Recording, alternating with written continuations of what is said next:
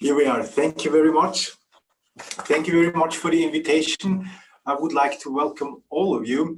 It's the first time for me being here at this conference, and it's a pleasure. As it was just announced, I'm Michael Weiss from the University of Southeastern Norway.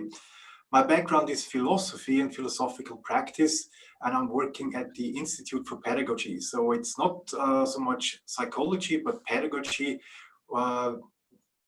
the field that I'm working in. I will do an introduction about the Trilogos Method, because this presentation I'm doing on behalf of the Trilogos Foundation. And after this presentation, it will be Professor Sherman Weber, who will have a look from a more psychological perspective on this method.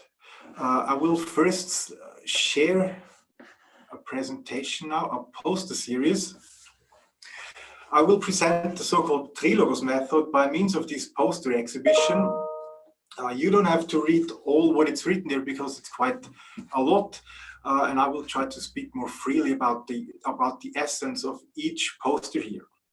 As you can see, the topic on the first poster is inner growth, and when we have a look at inner growth, then we have to say that this was already a topic in ancient Greece with the old philosophers.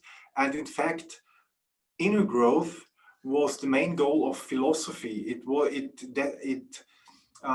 meant a development process to develop towards wisdom. And it is in fact this inner growth or this development towards wisdom or inner wisdom, which is also the goal of the Trilogos Method, which was developed by Linda Vera Röttlisberger, who I also would like to welcome here today to this conference. Now, a central aspect in antiquity was paideia, which is the original term of pedagogy. And what it meant was to become the best version of oneself, to unfold one's human potentials.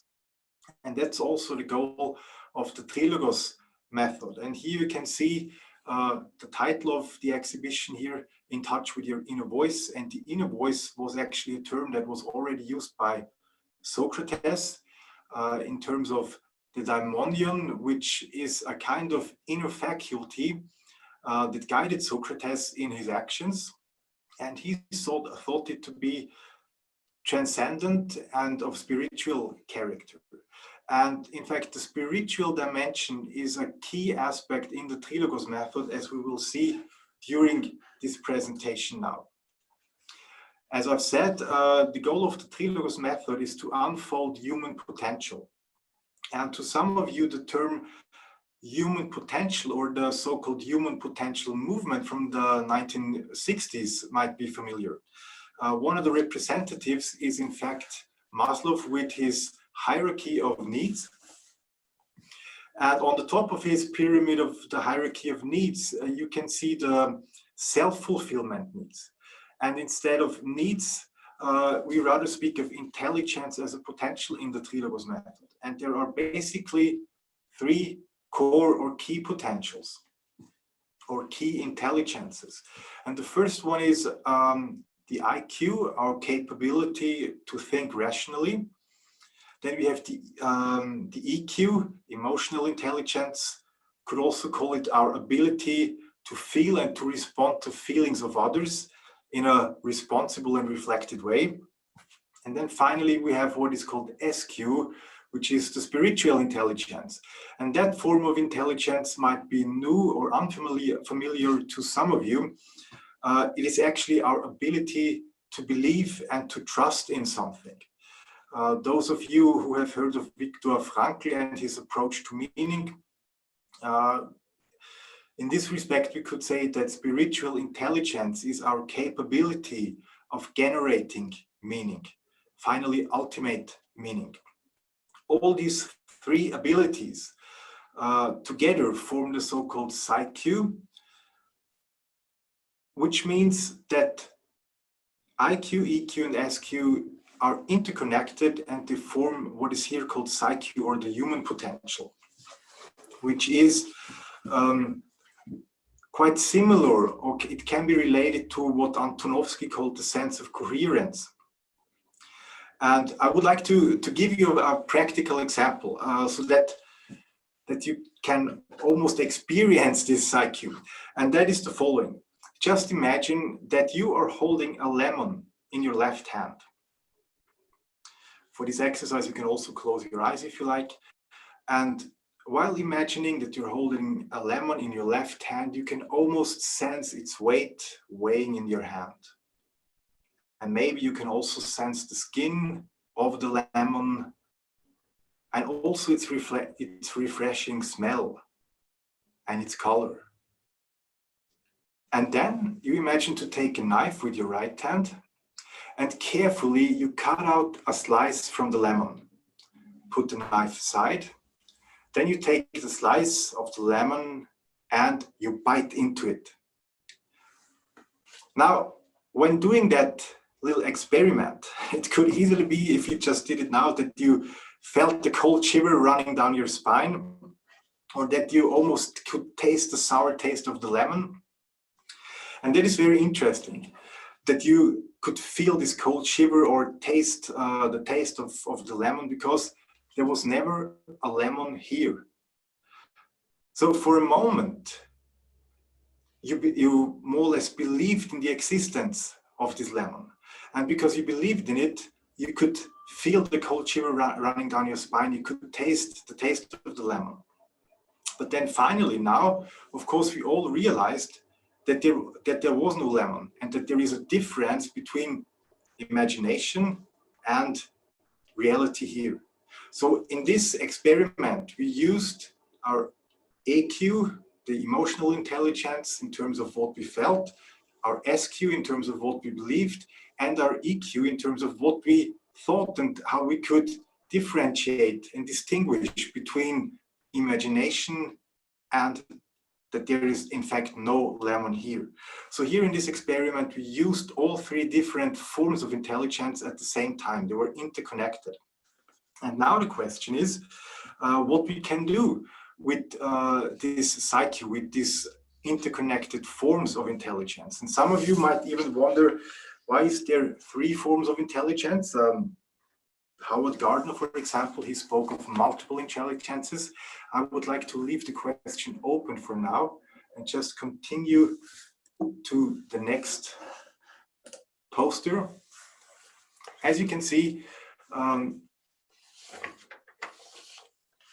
you used in this experiment your imagination, you imagined the lemon, but also your intuition, because intuitively a certain lemon came to your mind.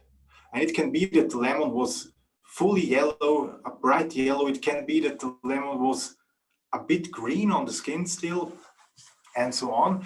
So you also used what could be called your source of inspiration. You were inspired by a very particular lemon. And if we all, and I see that we are 68 participants now here in this room, if we all would describe our lemon, then we would see that we have 68 different lemons. And the next question then is, with this individual lemon of ours, we could ask, what does it have to do with me? For example, a green lemon, green on the skin, what does it tell me? And here you start with free associations. For example, you could associate maturity, something that still wants to come to full fruition, and so on. So here we are using the technique of free association. And what has to be said about this technique of free association and the Trilogos method in general is that we are using imagination, intuition, and inspiration in the so-called guided imageries that form the core, the center of this method. And there is also a full course, an autodidactical course that you can do with altogether 64 guided imageries. And in these 64 guided imageries, these three core capabilities, these perception skills of imagination and intuition are at the center. Now, what is the purpose of these guided imageries? And here you have what is called the symbolic language, and I already said a bit about that. The subtitle here reads, the most important foreign language in the world. And that does not come from Linda Röttlisberger, nor from anyone else of the Trilogos Foundation. This is a quote from Erich Fromm, the psychologist Erich Fromm. And what did he mean? When we ask, what could my lemon have to do with me? What does the green of the lemon or the yellow of the lemon, the size of the lemon, what do I associate with it? If I start to ask these questions, this is very similar to so-called dream interpretation. And for example, as you see here on the chart, on the poster, if it wouldn't be a lemon, it could also be a rose that you imagined. And the rose had red blossoms, then you would associate love.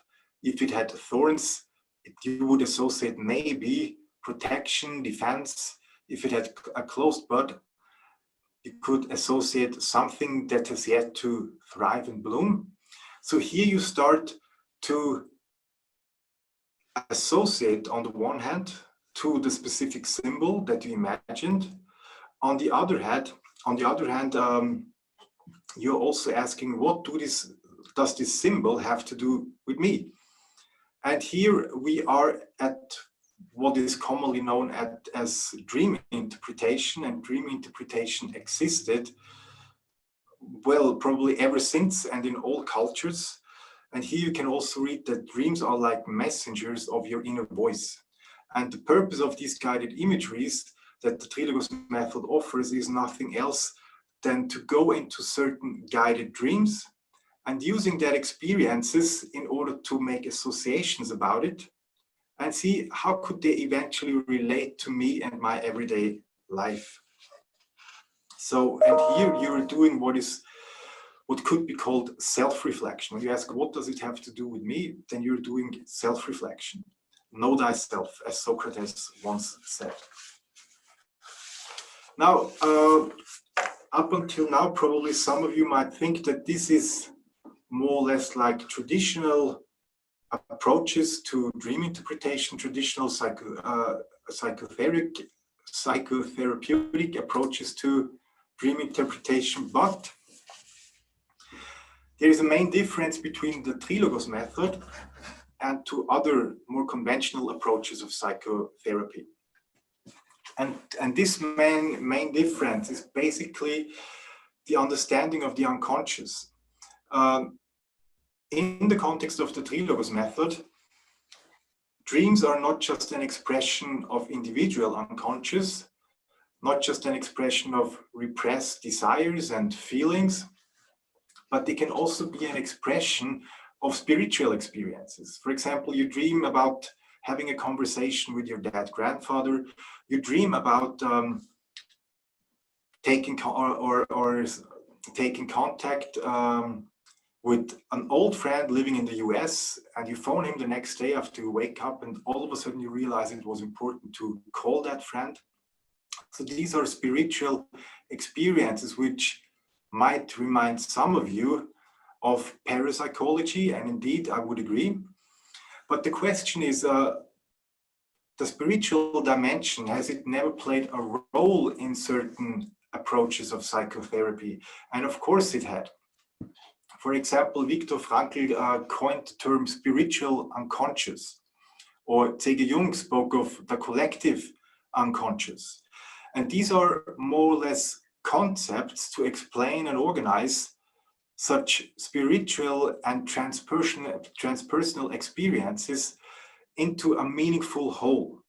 Some of you might have heard of transpersonal psychotherapy, and this is a pretty similar direction that the Trilogos method has chosen by integrating the spiritual dimension into the intervention process. However, and that is important, and here is also the difference to what we normally know by parapsychology. The difference is that the goal here is not, when investigating such spiritual experiences, the goal here is not to give proof of such spiritual dimensions. The point rather is, how can such spiritual experiences be used in order to ask yourself, what might they have to do with me and my everyday life? What can I learn from them? Because this question appears to be essential for personal development. And as I have said, we find a similar approach also in so-called transpersonal psychotherapy. Now, when we understand our dreams or our experiences from so-called guided imageries as more or less symbolic messages, or we could also say dreams are like mirror images of the soul, and you can recognize yourself in them, then we could look at our everyday life in the same way. That means we could look at our life from a more symbolic perspective. So you could ask yourself, what does the struggles that I have almost every day with my boss at work, what do they tell me about me? What do they tell me about my attitudes, my values in life, my behavior? So here you are reflecting yourself in your everyday life.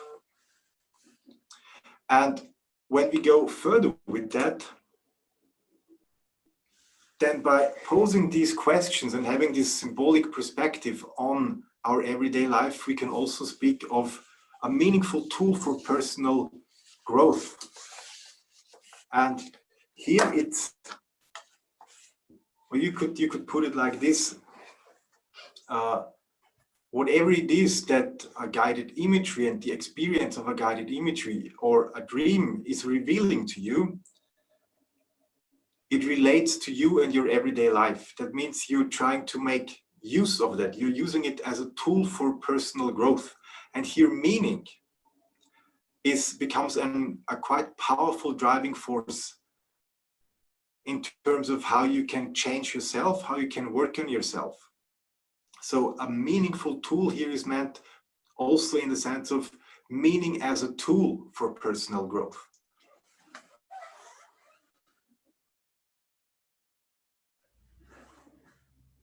Because if you ask such questions, you can learn to develop your human potential towards human competence. This is the main point here. But it's not only about personality development, it's also about what is called consciousness formation. Because by embarking on such a search for meaning, we are not only developing our personality, but we are also forming our consciousness and shaping our awareness, metaphorically speaking, like the rings of a tree. And consciousness will grow like the annual rings of a tree. We get a different, not only attitude towards, for example, the situation with our boss, but it can also be that we get a different awareness, a different consciousness towards that situation. In that sense, we could speak of our life, everyday life, as a school, the world as a schoolhouse, or in other words, life itself as the curriculum. This approach to life is not so new. It was already used, or it's a very similar approach to what we know from the Stoics, that whatever happens in your life, it's nothing else than a lesson. And that, of course, also means that the learning process, if we understand life as the curriculum, then the learning process is different from person to person, because we all make different experiences. And here we can speak of what C.G. Jung called individuation. That means we are starting to develop ourselves in individual ways. But it's not only done with individuation. A very important point here is that the insights that you make on the way, for example, by means of the guided imageries of the Trilogos Method, you're gaining insights, and then after having these insights, it's also about integrating them, starting to practice them. Because if you don't do that, there is no point in gaining a lot of insight about yourself and life if you don't start to integrate that, if you don't start to practice them. And finally, it is when you start to integrate these insights, it is using your potentials for the best of all in very simple and short terms. So here we can speak of so-called cooperation, as you can see here. And when it's about using your potential for the best of all, then we come to a topic which was already known, or which is known already from Aristotle. Aristotle said the highest goal in life is happiness, is the good life, and this highest goal all human beings have in common. But we all have a different understanding, a different idea of what happiness or the good life is about. Nevertheless, when we speak of cooperation, then we could also say here it's about happiness or the good life for all. And this is what you could say is the final stage of individuation. It's the good life for all. And here we could say that finding meaning and value in everyday life is what we all want, is what we all are striving after. And here we can differ between co-creators, because we all are co-creators. It's the same as if we would say we cannot not communicate. Even if we are silent, we are communicating something. And that's the same with being a co-creator. Even if we don't do anything, we're still doing something. We're contributing to the whole in what we're doing or not, what we are not doing. But if you are more consciously and more aware of what you're doing, you might become what is called here a co-designer. But here still, you can choose what you want to do. What are your intentions? And the final stage here could be fellow human being, which means that it's in the end about happiness, not only in terms of an egocentric manner, but happiness and well-being for humanity. That, of course, is a quite big goal, and it could be located within normative ethics. And indeed, the development process that the Trilogos method suggests is actually an ethical development process. So we are back at the question where I started with the ancient Greek philosophers and the development towards wisdom, namely the question, what does it mean to become wise? And here being wise can be understood as a state of mind, and here the conference is also called In and Out of Your Mind. So developing towards wisdom as a certain state of mind. And this is, in other words, also the direction of the development process of the Trilogos method, the development of human potential, which in fact could also be understood as a development towards wisdom. Now, I'm almost at the end of my presentation. I also forgot the time completely. I'm sorry for that.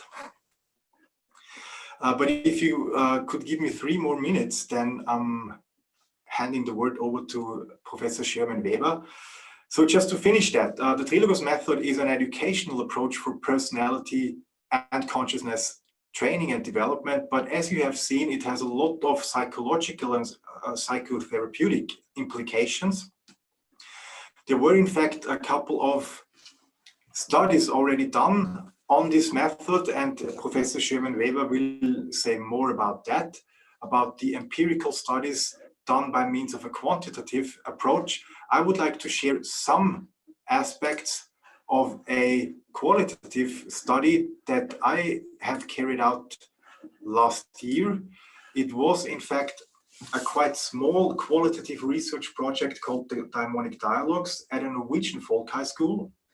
The Norwegian folk high schools are very strongly focused on what could be called humanities. Their general goal is the promotion of self-formation, which is another expression of personality development, as you could say. At one of these schools, I did for 2 months 7 guided imageries with 15 students at the age of, or they were between 19 and 21 years old. The guided imageries were very short or small imageries that cannot be compared to the longer autodidactical course of the Trilogos method that I was just talking about. Nevertheless, there were 3 trends that came to the fore and that were evaluated by open questionnaires after each session. The students said that due to this intervention process, due to that methodology, they could become more calm and less stressed in general. Then they also performed something what could be called existential learning. That means, how do they deal with change? How can they gain more trust into life and so on? And finally, also gaining self-knowledge in terms of who am I? What are my strengths, my weaknesses? How can I develop my potentials? And here finally some quotes from four participants. One has said about the whole project, I have learned a lot about myself during this project, and it has helped me to become a better version of myself. So here you see similarities to the definition of paideia as I presented it before. Another student said, I feel more ready with things that my inner wants to make me aware of. Besides that, I got enough to work with in the future. So here you see inner growth in the center. Another student said, I got many new experiences and knowledge about myself, which I was not aware of. And finally, I could see personal growth and how to go deeper into myself.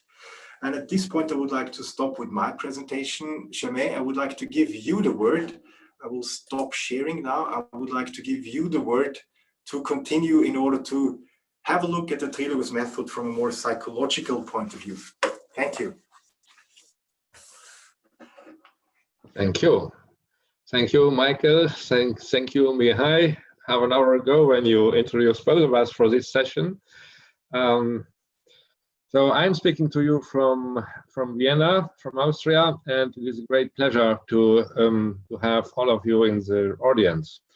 I think Michael introduced us to some theoretical frames and also to some of the methods and of the techniques the Trilogos approach is using to support personal growth, to support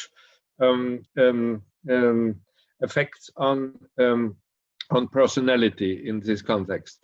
Let me first start how I came up to the Trilogos methods. That was more than 15 years ago by now. It was Linda Röttlisberger who got in touch with me from Switzerland through email, probably, and asking me kindly to have a look at her work and what would be the options to check the effectiveness of this Trilogos method. So Linda was very searching to get some feedback on what are main effects of the Trilogos, of the application of the Trilogos methodology in people who are using this, in persons who are using this methodology for personal growth. When I had a look at her, my first look was seeing this equation, CQ, and then the cognitive intelligence, emotional intelligence, and spiritual intelligence. So you had an equation that might an equation that reminds you that there is some basic, I would say, basic mathematical natural science assumption behind it, how this is composed. So Linda's formula and equation is more a metaphorical formula. And that was the first thing I found out, that this is a model. It is not a real mathematical equation with plus and that equals it. It is just the main compositions of something that leads to the PQ. And when looking at some of the elements, I found out, I realized that some of the elements of the Trilogos methodology are very much linked to what is evident to existential psychology, to existential philosophy tradition, to existential psychotherapy traditions in this context. And there we have other concepts and also theories that are data supported. And on the other hand, it is very much, as Michael said at the end of his talk now, he mentioned the words of happiness, of well-being, and that much of the thinking of Linda Rötlisberger has strong links to what we name positive psychology in the mainstream psychology right now. And in the mainstream psychology, we are looking at areas where we can measure and where we can do big science or hard psychological science, and issues like spirituality, spiritual needs are very often not addressed in academic psychology. I personally think that spiritual needs are basic needs, as other needs are also basic needs, but they are very often not really looked at in empirical psychology, because it is a land of the unknown, of the imprecise and very personal landscape, maybe is a spiritual and the transcendental area out of it. But when you go in modern, in nowadays, positive psychology, you will find also the issue of spirituality included in it, and at least on the theoretical level, and how to assess it, how to measure it, these are still very much open questions. But colleagues and leaders in that area do not deny spirituality as a need anymore. And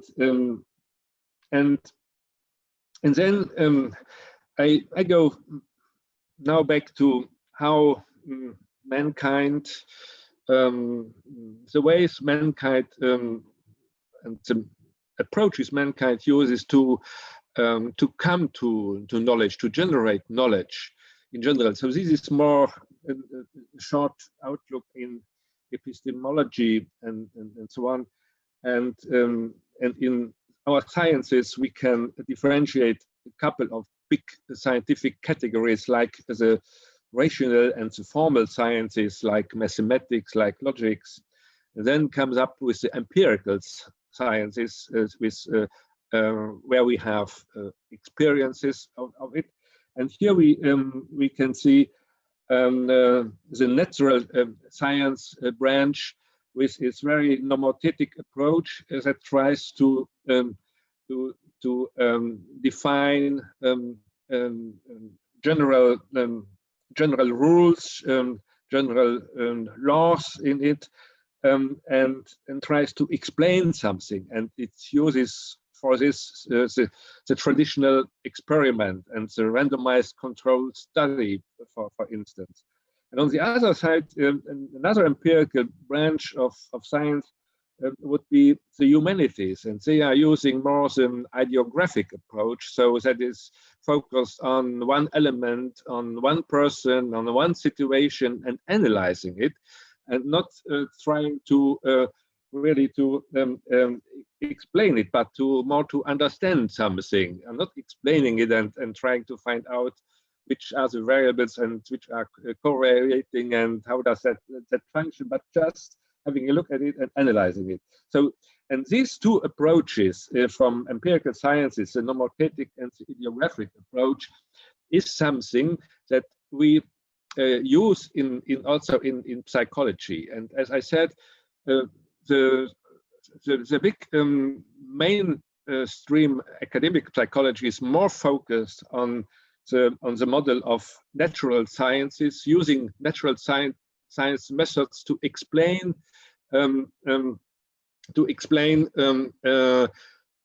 states of our mind. And but also in psychology, you find the ideographic approach analyzing things. And I think if we go on for further advancement in a better knowledge of ourselves, of the human, and of his existential needs, we need a very smart combination of the two knowledge production approaches, the nomothetic as well as the ideographic, and bridging them together and to get in new insights, and not saying the one is hard science and we only do hard science and then we neglect the other things. In some areas in psychology, in clinical psychology, you have situations and experiences which we can experience. For instance, in people with autistic spectrum disorder, you have those with very low functioning cognitive functioning. You find persons who will answer you a question when you ask them, can you tell me which day has been the 23rd of April 1966? And just a moment later, they are scrolling their eyes up, they're saying, oh, that must have been a Thursday.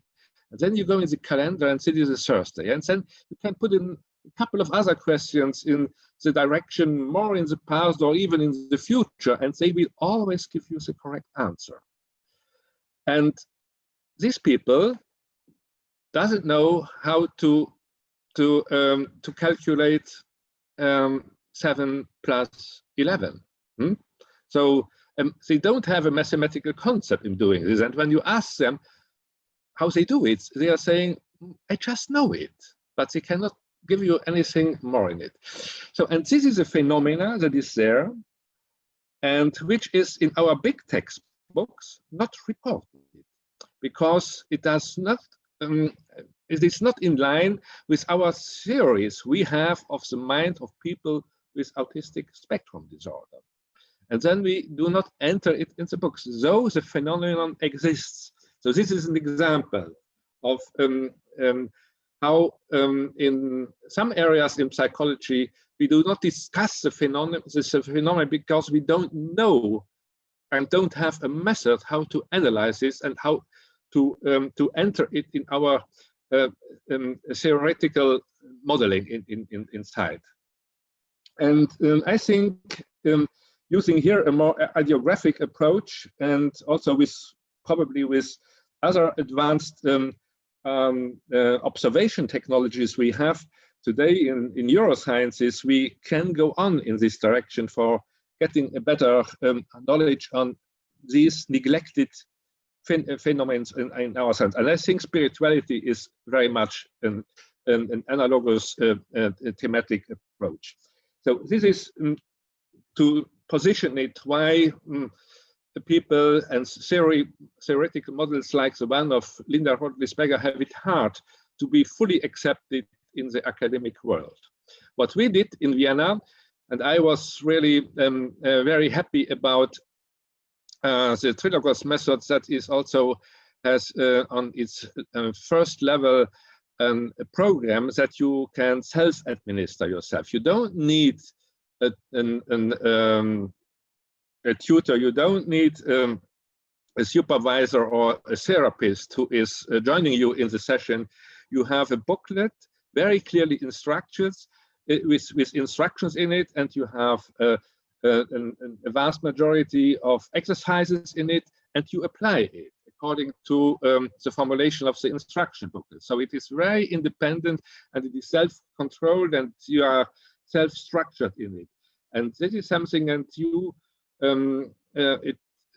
where you apply it. And this approach, we use it with some master theses in psychology in Vienna, and the students organized reading groups, and people were doing all these exercises, and then we used some outcome measures, and these outcome measures were related very much to the area of positive psychology, of optimism, of sense of coherence, of happiness, and so on, and of quality of life. We used, for instance, WHO quality of the brief WHO quality of life questionnaire, and we could find significant effects after people followed this self-administered course for a couple of weeks in this thing. So people show to be happier, show to have more resilience, and show to express themselves in a better individual quality of life. So that is what we studied in Vienna on this. It is very modest, but it were first approaches that there are positive effects when you apply the Trilogos methodology in it. I personally think that the Trilogos methodology is for personal growth, for our need to get a better understanding of oneself, and to know better one's competencies, one's dreams, one's aims. That is a very important approach. It is not a methodology which you would use if you have a serious mental disorder. It is something for developing, for going on with you when you are in a well-balanced state, and then you go on to improve yourself and to meet your needs of personal growth. And in psychology, in positive psychology, we have in addition the positive psychology was first mentioned by Maslow, the motivational researcher from the United States, who coined that term in 1954, and later on in the late 90s. It was Martin Seligman from the United States who really championed the concept of positive psychology, and a psychology that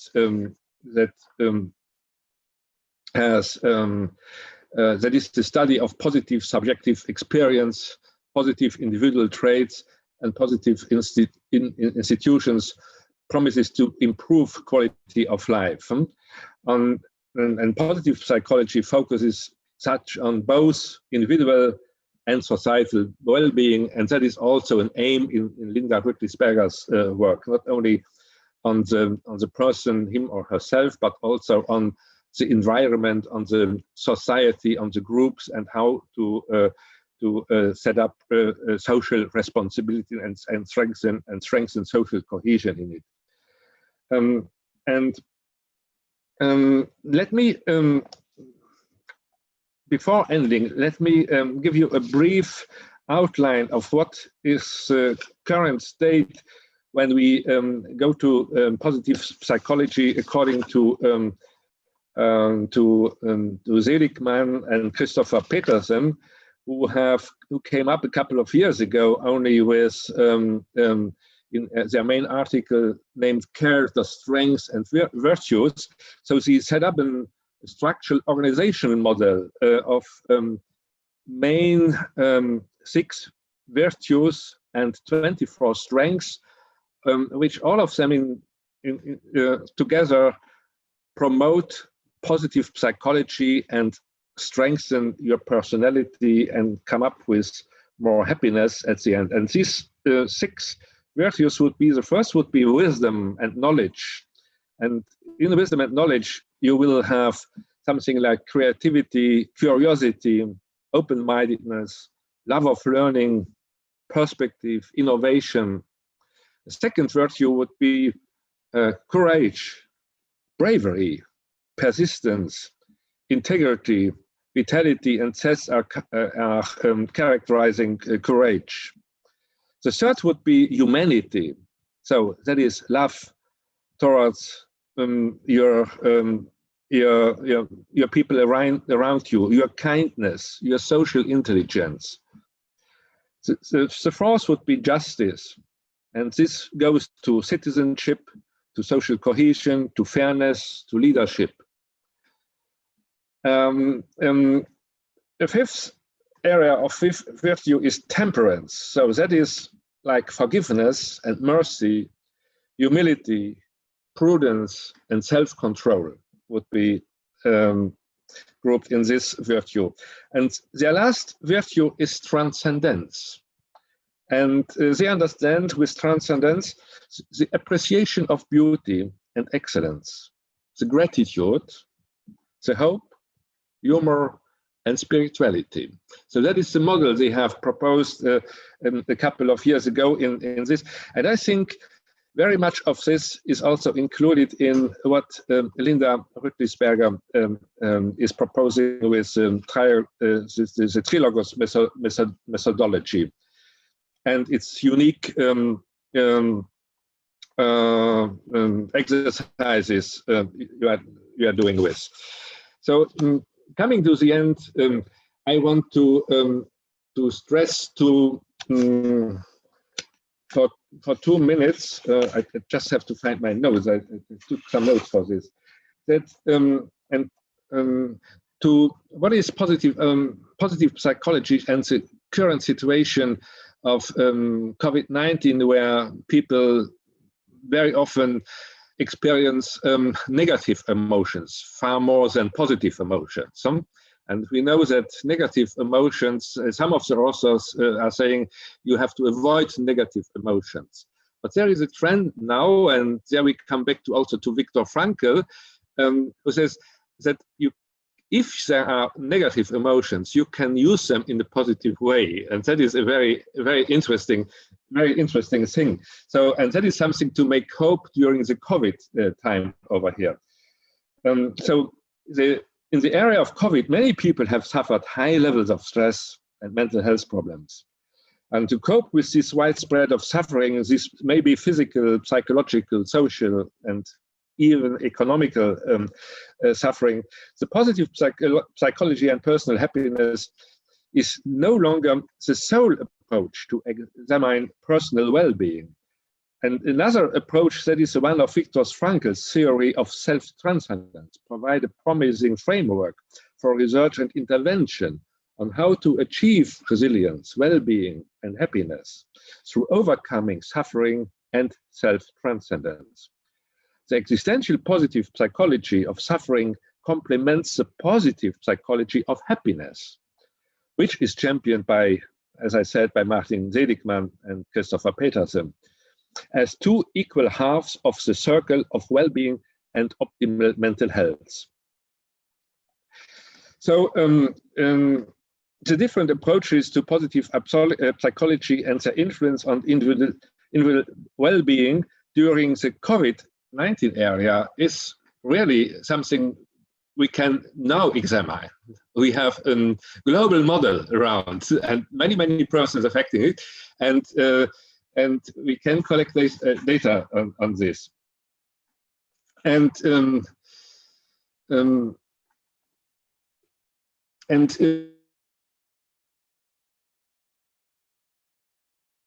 psychology from the happiness point, but also from the suffering point, we can look at the dialectic process of overcoming the challenges of every stage of development as necessary for personal growth and self-transcendence. And the role of self-transcendence in resilience and virtue, meaning and happiness can be studied. Third, we can study the upside effects of negative emotions. And the new science of resilience based on cultivating the resilient mindset and character. And the last question would be for research how to make the best use of suffering to achieve out potentials and mental health and the good quality of well-being. So coming to the conclusion, we still have to go on to look for data to explain things. And we still have to go on doing analysis on phenomena to understand these analyses. And this was a major message Karl Jaspers promoted and suggested to us when studying mental health issues and mental disorders, that you cannot explain everything in the context of mental health disorders, but then you have a second approach in understanding them and also understanding the person, the situation of the person that is in front of you, and not only explaining the state of the person of it. I think that is the most important message I have got also from Linda Reutlisberger one more time, that is not only to explain something, but also to analyze and to understand it. So thank you so much for your